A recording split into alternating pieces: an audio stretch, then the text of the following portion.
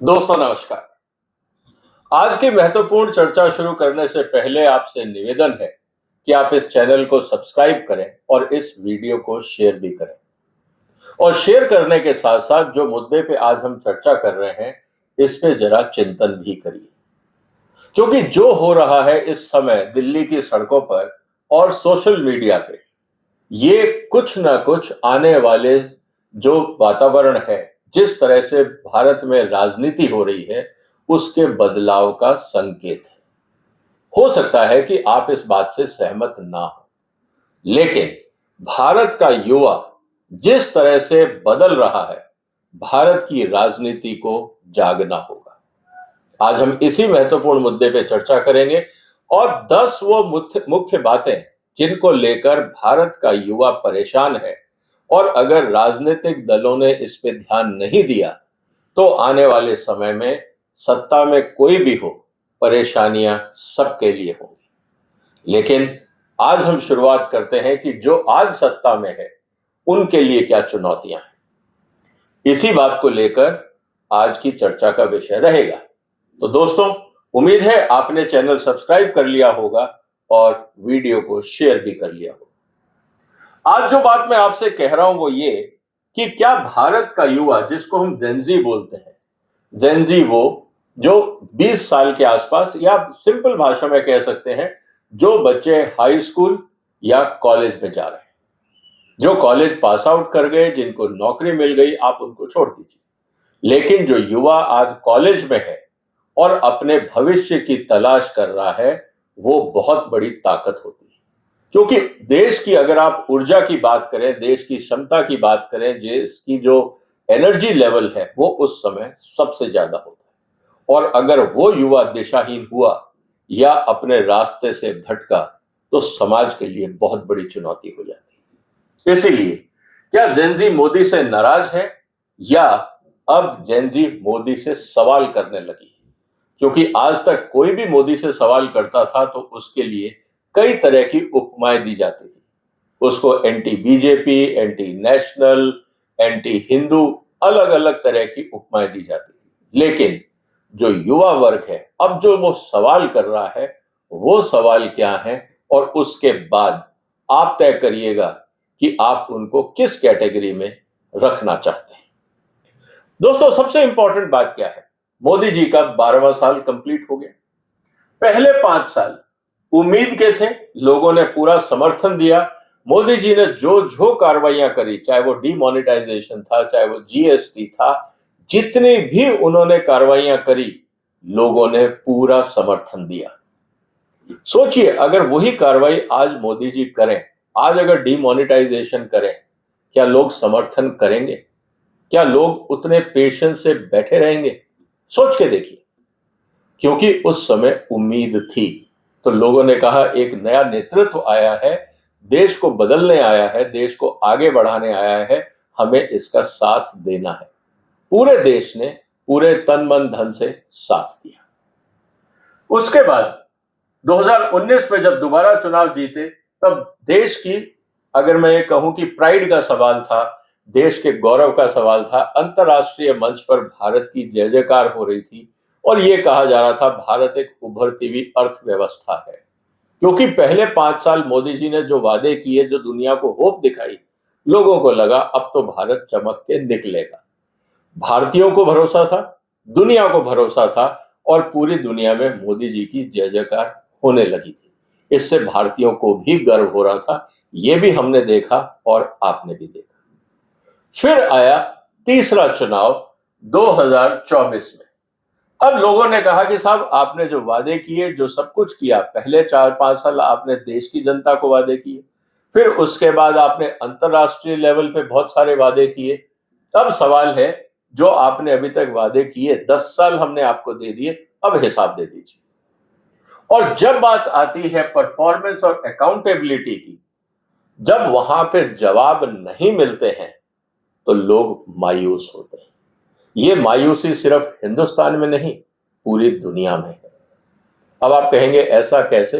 आप विदेश जाइए, इंटरनेशनल मीटिंग्स में जाइए। 3-4 मीटिंगें साल में मैं भी अटेंड करता हूं। उसके अलावा इंटरनेट पे देखिए, दुनिया भर के एडिटोरियल देखिए, दुनिया भर के इन्वेस्टर्स देखिए, एफडीआई क्यों नहीं आ रहा, बाकी बहुत सारे मुद्दे हैं, इसकी चर्चा हम कभी और करें। तो अब जो अगले 5 साल हैं, जिसके 2 साल हो चुके, अब जनता हिसाब मांग रही। अब आप कहेंगे कि साहब मोदी जी कैसे हिसाब दे सकते हैं? देखिए, जब आप कैप्टन हैं टीम के, जब आप सारे क्रेडिट ले सकते हैं, तो अगर टीम हारती है या फेल होती है तो उसका खामियाजा भी कैप्टन को ही मिलेगा। तब आप ये नहीं कह सकते कि बॉलर खराब था, बैट्समैन खराब था, मौसम खराब था, तब ये कोई नहीं सुनता। जब आप जीत रहे थे तब आपने तो नहीं कहा कि मौसम अच्छा था, बैट्समैन का क्रेडिट है या बॉलर का क्रेडिट है। तब तो ये लगा नहीं, ये कैप्टन की रणनीति है। और जब आप फेल होने लगते हैं तब किसकी रणनीति होती है, इस बात को भी ध्यान देना होगा। लेकिन अब सवाल इस बात का है कि क्या जो जेनजी है वो मोदी साहब के खिलाफ हो रहा है? मैं इस बात को नहीं मानता। खिलाफ कोई किसी से नहीं, लेकिन सवाल इस बात का है कि जवाब तो वो चाहते हैं। जिस तरह से पिछले कुछ हफ्तों और महीनों में मोदी जी के बारे में सोशल मीडिया पे लिखा जा रहा है, जिस तरह के मीम बनाए जा रहे हैं, और उसके पिछले 5 साल आप देख लीजिए, जिस तरह से सोशल मीडिया में बदलाव आ रहा है, ये बुजुर्ग नहीं कर रहे हैं, ये जेनजी कर रहा है। ये वो लोग कर रहे हैं जो आज की टेक्नोलॉजी का भरपूर उपयोग कर रहे हैं अपनी व्यथा, अपनी बात रखने के लिए। और इसके बाद भी अगर हम लोग नहीं जाग रहे हैं, हम उस दर्द को या उस परेशानी को या उस अनईजीनेस को नहीं पहचान पा रहे हैं, तो ये सबसे बड़ी गलती समाज की होगी और खासकर पॉलिटिकल सिस्टम की। तो निवेदन है, जागिए, ये बहुत जरूरी है समझना। क्योंकि चाणक्य ने कहा था कि अगर आपने जनता के आक्रोश को नहीं समझा तो समाज के अंदर और देश के अंदर विद्रोह होता है, ये चाणक्य ने कहा था। अब सवाल इस बात का है कि डेमोक्रेसी में विद्रोह का क्या तरीका है? विद्रोह का तरीका है पॉलिटिकल सिस्टम में, खासकर डेमोक्रेसी में, वोटिंग। इसीलिए वोटिंग को लेकर, अब वोट क्या देश में सही चल रहे हैं उसको लेकर एक अलग विवाद है, क्योंकि जनता की आकांक्षा और वोट रिजल्ट के बीच में लोगों को मतभेद दिख रहा है, और वही चीज जनता को आक्रोशित कर रही है कि ये चल क्या रहा है। खैर, उसकी चर्चा हम एक बार और करेंगे किसी और मुद्दे पे। लेकिन आज सवाल क्या है? सवाल इस बात का है कि भारतीय जो है वो मोदी जी को आज भी प्रधानमंत्री मानता है, उसकी अथॉरिटी पे कोई क्वेश्चन नहीं। लीडरशिप है, सपोर्ट है, भारत के लिए काम कर रहे हैं, राष्ट्रीयता की बात हो रही है, नेशनलिज्म की बात हो रही है, सब चीजें ठीक है, किसी को कोई एतराज नहीं है। लेकिन जो सवाल आज की जनता कर रही है, जो देश का युवा कर रहा है, सवाल है वो ये, मेरी नौकरी कहां, वेयर इज माई जॉब? इसका जवाब सरकार नहीं दे रही। मेरी तनख्वाह क्यों नहीं बढ़ रही? मैं मेहनत कर रहा हूं, देश तरक्की कर रहा है, आप कह रहे हैं कि हम दुनिया की तीसरी सबसे बड़ी अर्थव्यवस्था बन जाएंगे, सब बड़ी बड़ी बातें आप कर रहे हैं, लेकिन मेरी सैलरी पे कोई फर्क नहीं दिख रहा है, मेरी क्वालिटी ऑफ लाइफ पे कोई दिख नहीं रहा है, करप्शन वहीं का वहीं है या पहले से ज्यादा है। ये सब हो क्यों रहा है अगर देश में सब कुछ ठीक है? तो सवाल ये है। इसके अलावा, why does getting a government job require years of preparation? क्यों इतना एजुकेशन माफिया और हॉस्पिटल माफिया आम आदमी की जिंदगी पे हावी हो रहा है? सरकार के पास क्या जवाब है? सरकार का 2 काम तो है, शिक्षा और स्वास्थ्य। आप दोनों में ही फेल हो रहे हो, दोनों ही जगह पे जनता को रिलीफ नहीं है, तो सरकार कर क्या रही? ये एक बहुत बड़ा सवाल है। और उसके बाद फिर इशू आता है हाउसिंग, एजुकेशन, हेल्थ केयर। जिस रफ्तार से महंगे हो रहे हैं उस रफ्तार से तनख्वाहें तो नहीं बढ़ रही, उस रफ्तार से आमदनी नहीं बढ़ रही है, तो आम आदमी की जिंदगी में परेशानियां ही तो बढ़ेंगी। मोदी जी इस पे जवाब क्यों नहीं देते? मन की बात में आज तक उन्होंने ये क्यों नहीं बताया कि हिंदुस्तान में एजुकेशन क्यों एक्सपेंसिव है और उसको कम करने के लिए, हायर एजुकेशन की कॉस्ट कम करने के लिए क्या किया जा रहा है, हायर मेडिकल कॉस्ट को कम करने के लिए क्या किया जा रहा है, जॉब्स के लिए क्या किया जा रहा है, देश में मिलावट ना हो इसके लिए क्या किया जा रहा है। मन की बात में आज तक मोदी जी ने ऐसी कोई बात नहीं बताई। क्या मोदी जी को आम आदमी की समस्याओं के बारे में पता नहीं? क्या आप इस बात को मानेंगे? ये एक सवाल है। तो अब सवाल क्या है? सवाल इस बात का है कि पहली जो फॉल्ट लाइन है, जो 10 मुख्य मुद्दे हैं, वो मैं आपके सामने रख रहा हूं। पहली फॉल्ट लाइन है एस्पिरेशंस वर्सेस जॉब्स। आपने उम्मीदें जगाई, हम आएंगे, सब कुछ करेंगे, 2 करोड़ जॉब देंगे, मेक इन इंडिया करेंगे, स्टैंड अप इंडिया, ये इंडिया वो इंडिया। आपने सारी बातें दुनिया को बताई, लोगों ने स्वीकार किया। लेकिन इन सब के बाद अगर जॉब नहीं मिल रहे तो सवाल तो उठेंगे। तो कहने का मतलब ये है कि आज सवाल इस बात का है कि भाई आपने कितने जॉब क्रिएट किए, हम उसमें इंटरेस्टेड नहीं है। सवाल इस बात का है कि are young Indians getting the kind of job they aspire for और एस्पायर टू। आज मैं इंजीनियर हूं, क्या मुझे इंजीनियर की नौकरी मिल रही है? आज मैं डॉक्टर हूं, क्या मुझे एक रिस्पेक्टेबल डॉक्टर की नौकरी मिल रही है? मैं सीए हूं, मैं सीएस हूं, मैं किसी और मैकेनिकल आर्ट में हूं, किसी और क्षेत्र में हूं, क्या मेरे लिए जॉब्स हैं? क्योंकि एक बार तो कहा था मोदी जी ने कि अगर आप पकोड़े भी तलते हो तो वो जॉब है।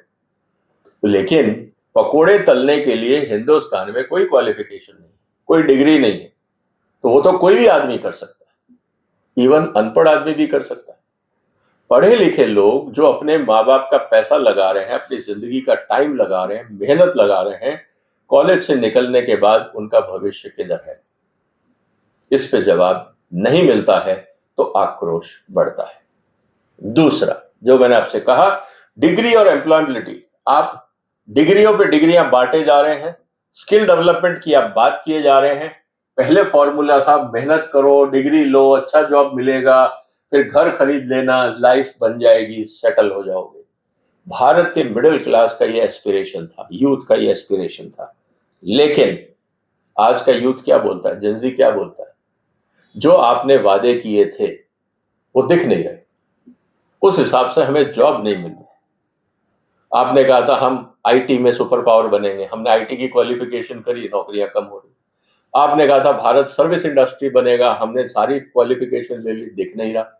भारत एक्सपोर्ट हब बनेगा, मेक इन इंडिया सक्सेसफुल होगा, हम लोगों ने इंजीनियरिंग की पढ़ाई करी, टेक्सटाइल करी, फार्मास्यूटिकल करी, नौकरी नहीं मिल रही। तो कहां गए वो सब वादे? आज सवाल इस बात का है। आज जो सबसे बड़ा मुद्दा चल रहा है वो exam versus recruitment crisis. Exam करना एक व्यापार बन गया है। उसके बाद नौकरियां हो या ना हो, कोचिंग सेंटर, एग्जाम की प्रिपरेशन अपने आप में एक इकोनॉमी बन गई।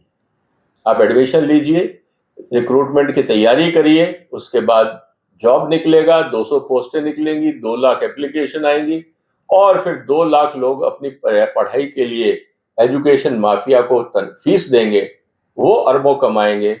लेकिन यहां पे जॉब वही 200 लोगों को मिलेगा, बाकी का क्या होगा? ये अपने आप में एक बहुत बड़ा सवाल होता है। अब सवाल इस बात का है कि ये मुद्दा अब आदमी पे नहीं, सिस्टम पे है कि देश में चल क्या रहा है। मोदी जी तो देश सुधारने आए थे, लेकिन वो सुधार दिख नहीं रहा है। आज युवा इस बात से परेशान है कि हमने जो उम्मीदें की थी वो पूरी नहीं हो रही, और जो कॉकरोच पार्टी है उसके बाद वो जब वो सड़क पे आते हैं और जिस तरह से सिस्टम उनकी अनदेखी करता है, ये सवाल खड़ा करता है कि क्या वास्तव में सिस्टम को भारत के युवा की चिंता है भी या नहीं। ये बड़े सवाल बन के खड़े हो जाते हैं। फिर बात होती है टेक्नोलॉजी की, डिजिटल इंडिया की हम बात कर रहे हैं। हम ये भूल जाते हैं कि उस डिजिटल इंडिया का सबसे बड़ा अगर उपभोक्ता है तो वो है जेनजी, आज का युवा। हम जो भी कहना चाहते हैं आज डिजिटल माध्यम से, इस बात को समझिए, पहले क्या होता था? लीडर बोलता था, मीडिया बताती थी, जनता तक मैसेज जाता था और एक नैरेटिव क्रिएट होता था। लेकिन ये डिजिटल इंडिया का सबसे बड़ा चैलेंज क्या हुआ? लीडर और पब्लिक के बीच में सीधी वार्तालाप है, और वार्तालाप जो पहले वन वे था अब वो टू वे हो गया। इसीलिए आप देखिए मोदी जी के हर भाषण के बाद जिस तरह से सोशल मीडिया पे रिएक्शन आता है, जिस तरह से मोदी जी की बातों के ऊपर आजकल मीम बनने लगे हैं, ये बताता है कि जनता भाषण पे रिएक्ट कर रही है। पहले पता नहीं लगता था, अब पता लगने लगा है। तो अगर आप उस फीडबैक को इग्नोर कर रहे हैं और सिस्टम उस फीडबैक को और पॉलिटिकल सिस्टम उस फीडबैक को सीरियसली नहीं ले रहा है, तो आप कहीं ना कहीं असंतोष को जन्म दे रहे हो और राजनीति में ये बहुत खतरनाक चीज हो जाती है। अब रही बात नेशनलिज्म और पर्सनल प्रोस्पेरिटी को लेकर, हम राष्ट्रवाद की बात करते हैं। हर बात आप टीवी चैनल देख लीजिए, बाकी जगह देख लीजिए, आप जरा सा कड़ा सवाल करिए पैनल में, राष्ट्रवाद का मुद्दा आ जाता है कि मोदी जी राष्ट्रवाद को कर रहे हैं, राष्ट्रवादी है। कोई क्वेश्चन नहीं कर रहा, किसी ने किसी के राष्ट्रवाद पे कभी क्वेश्चन नहीं किया, ना युवा ने किया, ना किसी पॉलिटिकल पार्टी ने किया। सवाल इस बात का है कि इस राष्ट्रवाद की जो हम दुहाई दे रहे हैं, जो बात कर रहे हैं, इससे उसी राष्ट्रवादी व्यक्ति की जिंदगी में क्या सुधार किया? राष्ट्रवाद की आपने बात करी, आपको समर्थन दिया, 3 बार चुनाव जिता दिए, आज भी आपका समर्थन करेंगे राष्ट्रवाद में, कोई मुद्दा नहीं है। लेकिन जो व्यक्ति, जो युवा वोट डाल के आ रहा है इस उम्मीद से कि राष्ट्रवाद के साथ साथ आप उसकी जिंदगी में बदलाव लाएंगे, वोट तो आपने ले लिया राष्ट्रवाद पे, लेकिन जो वादा आपने किया था वो पूरा नहीं किया। दुख की बात आज के युवा को यही है। तो इमोशनल नेशनलिज्म से इकोनॉमिक नेशनलिज्म की बात हो रही है। ये आर्थिक राष्ट्रवाद कहां है? हमने तो चलो राष्ट्रवाद में आपका साथ दिया, भारत का युवा परेशान ना हो, क्या प्राइम मिनिस्टर और सरकार की यह जिम्मेवारी नहीं है कि वो अपनी राष्ट्रभक्ति दिखाएं कि भारत का युवा परेशान क्यों है? जो हमने वादे किए थे वो पूरे क्यों नहीं हो रहे? ये राष्ट्रवाद, ये इकोनॉमिक राष्ट्रवाद कब आएगा? भारत में क्वालिटी अपग्रेडेशन, मिलावट ना हो, लोगों को अच्छा काम मिले, भारत के जो डिपार्टमेंट है, भारत की सरकारी लोग करप्शन ना करें। जब आप भ्रष्टाचार करते हो, क्या वो राष्ट्रवाद है? जब राष्ट्रवादी सरकार के अधिकारी भ्रष्टाचार करते हैं और अपनी ही देश की जनता का शोषण करते हैं, क्या वो राष्ट्रवाद है? सवाल ये निकल के आ रहा है। तो राष्ट्रवाद सिर्फ चुनाव तक नहीं है। देश के अधिकारी और इंस्पेक्टर जब भ्रष्टाचार करते हैं, क्या ये देशद्रोही काम नहीं है? और अगर है तो इस देशद्रोही काम को रोकने के लिए राष्ट्रवादी सरकार ने क्या कदम उठाए? ये आज बड़ा सवाल है। तो सवाल और भी है। इसके अलावा मोदी जी ने भाषण दिया कि साहब विकसित भारत बनेगा 2047 में। आदमी परेशान है 2027 को लेकर। अब लोग इस लंबी लंबी बातों पे विश्वास नहीं कर रहे। पहले किया था, पहले 5 साल किया था कि मुझे 5 साल दे दो, 10 साल दे दो, मैं करूंगा। किसानों ने भी कहा आमदनी डबल होगी, चलो हम विश्वास कर रहे हैं 2022 तक। आज 26 हो गया। अब सवाल इस बात का है कि आपने 2047 का सपना तो दिखा दिया, लेकिन आपने ये नहीं बताया कि 2026 में हम क्या पूरा करेंगे, 27 में क्या पूरा करेंगे। वो कदम बर कदम हम 47 तक कैसे पहुंचेंगे, वो रोड मैप किसी को नहीं दिख रहा। तो क्या ये सिर्फ 2047 की बात इसलिए की गई थी कि अगले 20 साल कोई मेरे से सवाल ना करे? क्या ये एजेंडा था? और 20 साल बाद सबको पता है कि जिन्होंने वादे किए थे ना वो दुनिया में होंगे, और जो वादे सुन रहे थे वो भी इस हालात में नहीं होंगे कि अपना हक मांग सके। तो सवाल इस बात का है कि लंबे लंबे वादे के पीछे मंशा क्या है, सोच क्या है? आज का युवा तो यही पूछ रहा है कि 47 में तो हम 20 साल बाद, उस समय तो हम रिटायरमेंट के करीब होंगे, हम 50 साल के हो जाएंगे, हम उस समय थोड़ी मांगेंगे नौकरी कहां है। हमें तो आज बताइए कि 27 में हमारे लिए क्या कर रहे हो, 26 में क्या कर रहे हो। आज अकाउंटेबिलिटी की बात है, आज सपने दिखाने की बात नहीं है। सपने हमने देख लिए, अब उसके बाद आप रिजल्ट देना शुरू करिए। तो सवाल इसी बात का है कि हमें अगले साल बताइए, अगले 5 साल बताइए, डिकेड बताइए। 47-47 की बात छोड़ दीजिए, क्योंकि अगले 2 साल में अगर हम तरक्की की तरफ बढ़े तो 47 में विकसित हो जाएंगे। अगले 2 साल हमने कुछ नहीं किया, इस साल हमने कुछ नहीं किया, तो 47 भी सपना ही रहेगा जो हम पहले देख चुके। इसके अलावा एक जो सबसे बड़ी चुनौती आ रही है वो है सोशल मीडिया। अब सवाल इस बात का हो गया कि पहले लोग सोशल मीडिया में आपको फॉलो करते थे, आज लोग फैक्ट चेक करते हैं। जैसे ही मोदी जी का भाषण आता है, लोग पुराने वीडियो निकाल निकाल के डालना शुरू कर देते हैं। आपने तो 10 साल पहले ये कहा था, जब आप ऑपोजिशन में, तब आपने कहा था रुपया नहीं गिरेगा, तब आपने कहा था गैस का सिलेंडर सस्ता होगा, तब आपने कहा था पेट्रोल सस्ता होगा। आज आप क्या बोल रहे हो, कि आप क्या कर रहे हो? तुरंत लोग फैक्ट चेक करके पुरानी स्थिति और वर्तमान स्थिति को आमने सामने रख देते हैं। पॉलिटिकल सिस्टम को ये याद रखना पड़ेगा, ये डिजिटल वर्ल्ड में कुछ मिटता नहीं, आप हटा नहीं सकते। और आने वाले दिनों में आप देखेंगे और ज्यादा, जब एआई आ जाएगा तो अभी जो लोग शब्दों में कह रहे हैं, फिर उनके मीम बनेंगे, कार्टून्स बनेंगे, मूवीज बनेंगी, शॉर्ट फिल्म्स बनेंगी, सब आपको सोशल मीडिया पे दिखेगा। टेक्नोलॉजी एक्सप्रेशन को पावरफुल करेगी, इंपैक्टफुल करेगी, मुंह दिखाने की जगह नहीं बचेगी। इसीलिए मैं बार बार बोलता हूं कि इतिहास जो लोग गलत कर रहे हैं उनको माफ नहीं करेगा। जितना हो सकता है कि नेहरू, इंदिरा गांधी या बाकी लोगों ने जो गलतियां करी, आज हम जितनी उनकी चर्चा कर रहे हैं वो इसीलिए कर पा रहे हैं क्योंकि कुछ किताबों में लिखा हुआ था।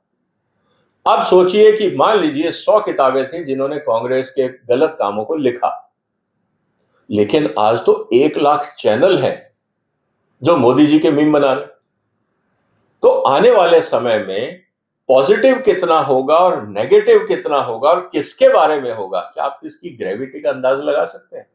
इसीलिए मैं कह रहा हूं कि मोदी जी को अपनी साख बचाने के लिए अब जनता को सुनना चाहिए। मन की बात जनता की सुनिए। आपकी मन की बात तो जनता ने सुन ली, 10 साल आपको साथ कर दिया, अब जनता के मन की बात सुनिए, क्योंकि इतिहास किसी को माफ नहीं करता है।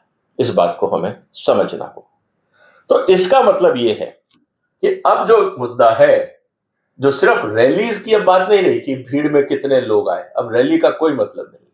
आज अगर मैं भी पोस्ट करता हूं और मेरे चैनल पे ऑन एन एवरेज 1 लाख आदमी रोज आता है, मैं तो किसी रैली में नहीं गया, ना मैंने कोई रैली करी।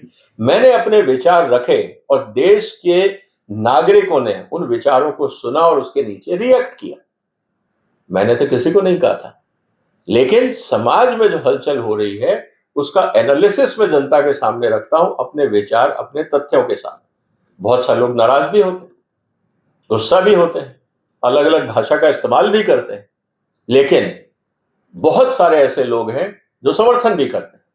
तो ये उम्मीद करना कि हर आदमी आपकी बात से समर्थित हो कोई जरूरी नहीं है, लेकिन मेजॉरिटी क्या सोचती है डेमोक्रेसी में उसका मतलब है। इसीलिए it will be fought on attention, trust and credibility. Social media rallies को रिप्लेस कर देगा। आप रैलीज में कैसे लाते हैं लोगों को, कैसे नहीं लाते हैं, ये सबको पता है, लेकिन सोशल मीडिया वह जो अंदर की आवाज बताता है। Leader centric politics to individualistic GenX. उन्होंने कहा साहब आप जो कह रहे हो, जनता आज क्या कहना चाहती है कि साहब आप बहुत बड़े लीडर हो, दुनिया में सबसे महान लीडर हो, कोई ऐतराज नहीं और होना भी चाहिए। भारत का प्रधानमंत्री दुनिया में सबसे ज्यादा रिस्पेक्टेड हो, इसमें किसी को कोई ऐतराज नहीं, लेकिन सवाल इस बात का है कि क्या लीडर ट्रांसपेरेंट है, अकाउंटेबल है, रिस्पॉन्सिव है? मोदी जी हर छोटे बड़े मुद्दे पर ट्वीट करते थे। कहीं बस एक्सीडेंट होता है उस पर ट्वीट करते हैं, कहीं रेल एक्सीडेंट होता है उस पर ट्वीट करते हैं, कहीं कोई बुरा होता है उस पर ट्वीट करते हैं, कहीं कोई जो खिलाड़ी है वो पदक लेके आता है उस पर ट्वीट करते हैं। ये अच्छी बात है, रिस्पॉन्सिव है, लेकिन राम मंदिर में चोरी हो जाती है और खामोश हो जाती है। बड़े बड़ी घटनाएं, नीट पेपर लीक हो जाता है उस पर खामोश हो जाते हैं। सवाल यह है, जनता अब ये देख रही है कि साहब आपको एक्सीडेंट पे जवाब करने का है, लेकिन राम मंदिर जैसे प्रतिष्ठान जो आपने बनाया उसका पूरा क्रेडिट आपने लिया, अपने अंडर कंट्रोल में सब कुछ किया, और वहां चोरी हो जाती है, आप खामोश हो जाते हैं। जनता ये भी देखती है। आरएसएस खामोश, जो देश के अंदर एक नई विचारधारा लाने का प्रयास करते हैं, राम के कारण आज सत्ता में आए जो लोग, जब राम के यहां चोरी होती है सब खामोश। क्या जनता ही देखेगी नहीं, एनालाइज नहीं करेगी? ये बड़े सवाल है। इसके बाद इशू आता है आइडेंटिटी वर्सेस इंक्लूजन। आप आइडेंटिटी की बात करते हैं, हर तस्वीर हर जगह मोदी जी का चेहरा है, कोई दिक्कत नहीं, आप आइडेंटिटी बनाइए, टैक्स पेयर के पैसे से जितना मर्जी ऐड कर लीजिए। सवाल इस बात का है कि क्या ये इंक्लूसिव ग्रोथ बता रहा है? क्या आम जनता इससे जुड़ पा रही है? इन एडवर्टाइजमेंट से अरबों रुपए हम खर्च रहे हैं ऐड के नाम पे, उसी अरबों रुपए से हम चाहते तो कितने प्राइमरी स्कूल बना देते, उन्हीं अरबों रुपए से हम चाहते तो कितने प्राइमरी हेल्थ केयर सेंटर बन जाते, उन्हीं एड के खर्चे से हम चाहते तो कितनी लेबोरेटरीज बन जाती जहां से मिलावट का माल पकड़ा जाता, उतने ही पैसे से हम कितने ट्रेनिंग सेंटर बना देते जिससे एमएसएमई को ढंग का मैन पावर मिल जाता।